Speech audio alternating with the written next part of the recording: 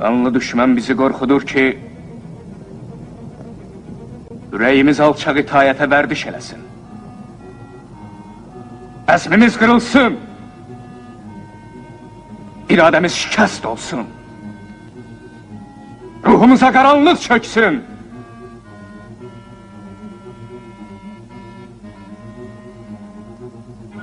Səbr elə, səbr daşı çatladı bağrımın başı. Ne bakacağım? Çasümiye direnip yeter dözdüğü bu kadar. Halkın sabri, elin sabri tükenip artık.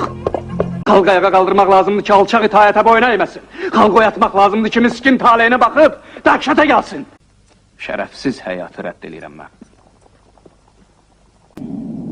Ben o merama inanmışam ki o mənə ya ölüm deyir ya da azadlık.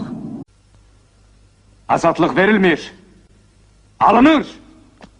Kan bahasına, kurban bahasına. Göyde yeni ay para görünen gece bizim için isyan ve kurtuluş gecesi olacak.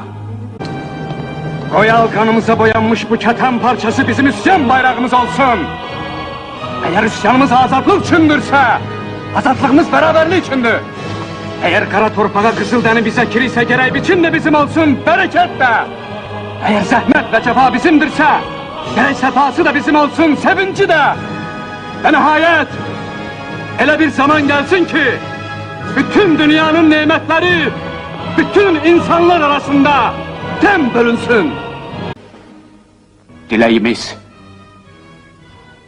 birliğimiz, azadlığımız var olsun.